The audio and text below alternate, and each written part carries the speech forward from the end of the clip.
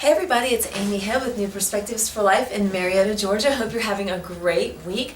We are going to continue our video series on kids and stress and emotions and how they handle all of that and how we manage and handle all of that as they're going through it. And we're going to focus today on self-harm. I had mentioned in the previous video that for the next two videos, that's going to kind of be our focus because that tends to be where a lot of kids end up taking their stress out. And I had asked you guys to send me any thoughts or feedback or insights or concerns that you have regarding self-harm for your kids or kids that you know of, or just questions in general. And you guys did a great job giving me some things to think about and make sure that I cover in the content of these two videos. So thank you so much. I think the best place to start with the issue of self-harm is to talk a little bit about what self-harm means and how it typically can come out, how it can be demonstrated. Because I think in the buzzword of self-harm these days, we tend to think of it as a physical, external response to whatever is going on for the child or the teen. And that is definitely true. We find that through behaviors such as cutting, scratching, cutting on their arms. Sometimes they do it in different areas on their legs, their quads, their hips, different places. Sometimes self-harm for external behaviors can come through drinking, drugs, anything that they are partaking in that helps to soothe whatever the stress is, but it's an external factor.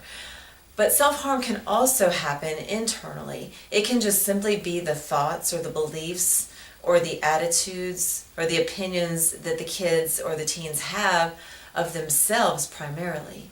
A lot of times what leads to the self-harm are these thoughts or these ideas or these opinions, these beliefs that the kids are developing about themselves. Things to where they don't measure up, they're not good enough, they can't do well, people don't like them, they're not included. Especially when you look into the social media realm, we know Instagram, Snapchat are really high factors of stress and depression for kids and teens because so much of themselves placing their own self-value is based within how much response they're getting on these social media channels. So a lot of times self-harm can be the external expression of stress through cutting, through drinking, through drugs, through reckless behaviors that are external. But self-harm can also be internal, just in what the child or the teen is thinking about themselves or beginning to believe about themselves or forming an opinion about themselves that does not serve them well. So one of the things that I like to focus on when I'm working with kids and families who are dealing with self-harm issues is kind of this idea of serving you well. And that's a good idea for all of us as adults as well. Anything that doesn't serve us well really is not worth our time or energy or effort. If our behaviors, our actions, our habits, our thoughts, our beliefs, our opinions, if those things are not serving us well, then we really want to look at making less time for those things because we deserve better, we're worth more than that, and we don't need to be spending a lot of time and energy on things that don't serve us well.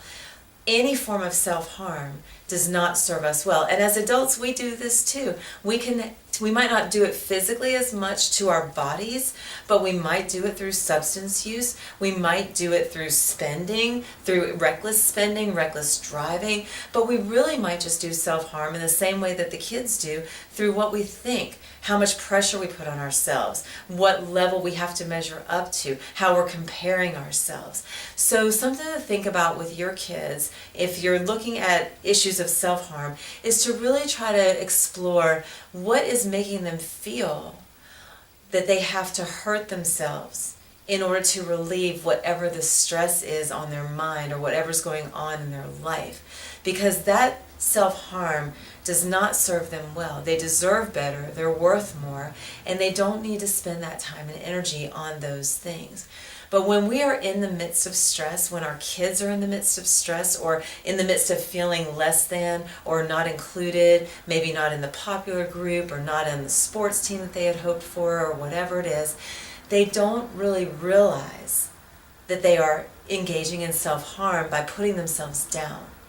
And then sometimes to relieve that pain, they turn to external self-harm, which brings in the things we've already mentioned.